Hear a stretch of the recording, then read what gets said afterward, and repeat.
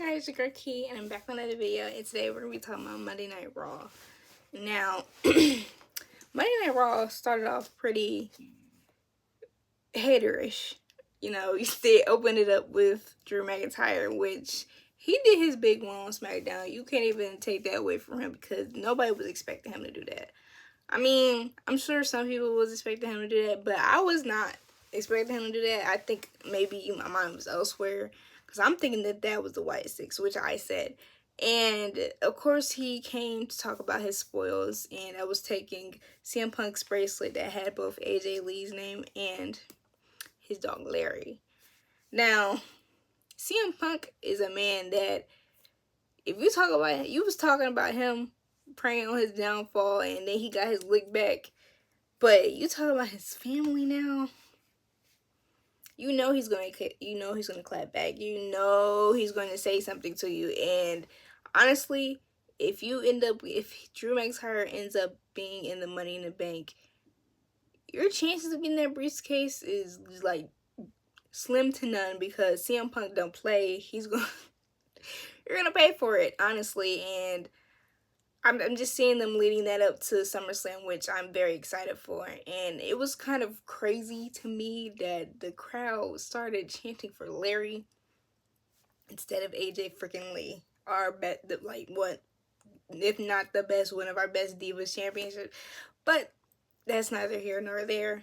I am just excited when it comes to this storyline because it's like blurring the lines of what people might have already thought about CM Punk with, like, you know, fakeness, like, because it's like it might be real and fake, because at the same time people really think CM Punk is terrible being in the locker room, and they're just playing with that idea. And I'm sure they're probably friends in real life, even though homeboy Drew loves trolling. They gotta be at least cordial, because they be risking their lives in that ring. But I will say this, which is crazy. Braun Breaker, Sami Zayn, Braun taking it I would not be mad at all, because Braun has found a fan in me. Honestly, that spot that happened last night with both Ludwig and Sheamus kind of was like, dang, you not playing about your spears, sir. Like, he might have Roman beat on the spears, like, for real. And he just has this ruthlessness that I don't think Sammy has really been against that. And that's just going to be an interesting fight, because honestly, I don't know how Sammy's going to get out of it. And that's not to say Sammy is trash, because he's not. I just don't know how he's going to get out of that one. Because with the triple threats with Chad Gable and Bronson Reed, at least there was like 2 against 1 against Bronson Reed. You know what I'm saying? Like, he didn't have to solely focus on Bronson Reed. She could focus on Chad could focus on Bronson. You know what I'm saying? But with a guy as, you know, he's more muscular, and he got that energy about him that Sammy does not have. So seeing that is gonna be interesting. Now, apparently Ludwig Kaiser got injured, and it's kind of a bummer. Not because, like, even though his injury takes some time off of what they probably had planned for him, but at the same time, when he comes back, he still has the spot, because he's been doing a great job as this singles competitor, and doing a great job. People are hating you when it comes to Imperium. So it's like, I do hope that he's not out for long, but you know what I'm saying, he can build that momentum back up real quick. And it's kind of great how Raw is doing their NXTs, because like Braun Breaker came, and sure, he was not in the same pictures, you know what I'm saying, he wasn't in the big pictures and stuff, but there was a storyline underlying. And the same thing with Lyra Valkyria. They had her in the Queen of the Ring tournament. Although she didn't win, she was, she went against Nia for it, and she could have won. There was 50-50 chance of her winning. Although I'm glad she didn't, because she's a new girl, and you don't really, she got some years, you know what I'm saying? So, like, now, she got a chance of winning Money in the Bank, too. So like they're doing a pretty good job with their NXT call ups, and I will say this. I did want Kyrie Sane to win just because, you know what I'm saying, I wanted to see her in that Money in the Bank because it's high risk type of match. But, you know what I'm saying, Lyra, that fits the bill of the unpredictability because Money in the Bank is unpredictable. Although this year, for me, it better not be unpredictable. Just putting that out there. Like, my picks better be golden. I better be able to bet the farm on my picks. Shoot. Neither here nor there. But, you know, with the whole scheme of Money in the Bank, Lyra winning is very on brand. And, you know, she still has that spotlight on her. And I feel like, dang, y'all was wooing. I did not pick up on the woos in her theme, none of that. But y'all knew the woo, but y'all couldn't cheer for AJ Lee. Like, y'all know y'all homework. Y'all know your wrestling lore. Shoot, that's neither here nor there. But I will say this: Chad Gable coming back and the attack still having some kind of effect on him. I'm loving that story because it's like, who was gonna come back to work chill when they almost got killed? Like nobody, and it's setting up for, you know what I'm saying, the Creed brothers and Chad Gable, which I kind of would have liked it to be more dramatic with their little thing, but hey, that's fine with me. I hope that Alpha Academy does not get buried due to this because it's like, I feel like it can go either way.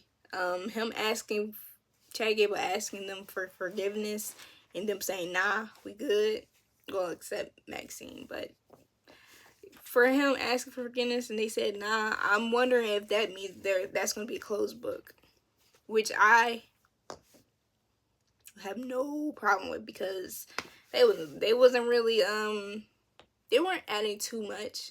They were adding to the sympathy of wanting to free Otis, you know what I'm saying? Give Otis his own, let him spray his own wings, but long term, I don't know how they're going to do that, personally, which I know that they're going to do well because, you know, they like Maxine and like Otis, so he got to get something for himself, too, because they don't really pay much mind to his character. Now, the YA6 coming in, goodness gracious. I'm surprised they didn't do as much, but that's cool. I feel like that kind of creeping in, do that stuff is on brand and it works. Now, that whole promo with Bo Dallas and Uncle Howdy, that was deep. That was deep, and honestly, that was some great writing and acting because it was like real. Because after what happened last Monday, literally everybody was basically saying, like, not literally everybody, the haters, literally all the haters and the critics was saying this because, like, if you know wrestling, you don't even gotta know Bray Wyatt too well, but like even I know that this right here is nothing exploitative. They're not exploiting his memory. His family isn't. Now WWE could be making some coin off of this, but I don't think that's the case. I feel like they're trying to do their best in honoring Bray and like what he was planning on doing anyway before his passing. So they was like, since y'all saying it, we're gonna address it, and it was a perfect way of addressing it because at the end of the day, that is his brother, so he knows. Bo knows more than y'all. Point blank, period. And that's the type of love that is like, it's like undescribable. So like at the end of the day, we're in for a wild ride, and I'm very excited to see it all because that was deep. Like if y'all did not watch Raw and y'all just seen little clips of like the match, or y'all just know what happened at the certain matches, I need y'all to see that promo because that right there was something deep. Because I was shocked, you know what I'm saying? But let's go down to disappointing news. It's not snoring news because I like Karrion Kross and I like Kofi Kingston. But this whole thing they have going on, it needs to be more. There needs to be something else. Like, you just trying to, Karrion Kross is trying to separate New Day. It doesn't do nothing for me. Like, make New Day stand tall and be like heels. Like, do something. Because at the end of the day, Karrion Kross, he has all the talent to do this. But the crowd is not feeling him for some reason. And that's just so interesting because, like, he has a look and everything. You know, he's not trash in the ring. He's not bad at promos. But there's something missing to y'all. And them beefing with New Day, I don't see it working to really help their look. Because, shoot, when they went overseas, they weren't really getting cheered, which that was crazy. Because they usually cheer for overseas people, but I'll leave that alone. Now, Liv Morgan and Dom is free of all allegations and charges. I've already said that. I already know it. He's a little stupid. You know, now she's not on mine. Now I don't like Liv, but you know, that's a personal thing, you know what I'm saying? Personal beef. She gotta rectify it, or something better happen at SummerSlam, because her orchestrating that, so where Awesome Truth lost their belts, I hope y'all are happy, because I was not happy at all. I wanted Awesome Truth to keep their belts, at least till SummerSlam, so the Miz could have that moment in Cleveland. I hope that he still has that moment in Cleveland, because honestly, they're more interesting than JD and Finn Balor together. Now, Finn Balor or anybody else, sure, but JD and Finn Balor, cut it. Please. Now, Zelina Vega, that promo with Zelina Vega and Dom and Liv, that was amazing.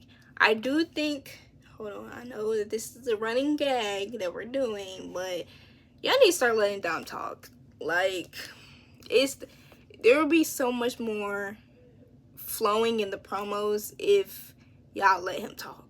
Please let him talk. Like, he's in a big storyline. Please let him plead his case. Let him talk. But that match between Liv and Zelina should not be for, like, a regular Raw. Like, so close to, like, Money in the Bank. Like, who is Liv going to be fighting then? If we're at Money in the Bank, she's women's champion. I think this is her first, this will be her first one. And, no, it'll be her second pay-per-view without nobody to fight. Like, she needs to fight somebody. She needs to find somebody to fight, because Zelina was making sense. Like, you're running around with these guys. You need to do something as our world champion. Do something as our world champion, please. Now, Damian Priest and Finn Balor, they finna get into it, because Finn is a snake. I told y'all he was a snake. I knew he was a snake. First, Liv is in your room. You acting like you playing the game. I seen that you was at the play page. You wasn't even pausing the game, because I got the game. You wasn't pausing the game. Then at the end of your match, you let her pose with you. I'm not here for the shenanigans, okay? It might be a 3-man tag. You know what I'm saying? Dom, Damian, Rhea against JD, Finn, and Liv, and I'm here for that. Now, Damian Priest and Seth Rollins. Who would have thought that I would be rooting for freaking Seth Rollins to win against Damian? Because, let me give y'all this. I wanted Damian to get the belt just because, you know what I'm saying, he worked hard for it. But this now, with the wager on the line, with him being able to, like, branch off with the Judgment Day, I feel like that just would push forward the Revenge Tour storyline, and it just would do chef's kiss for his character and for his growth personally. Now, Awesome Truth, I'm very sad about that. Very sad, but we'll get him next time, hopefully. Now, that's the end of today's video. Thank you for watching. Please like, comment, share, and subscribe. Bye.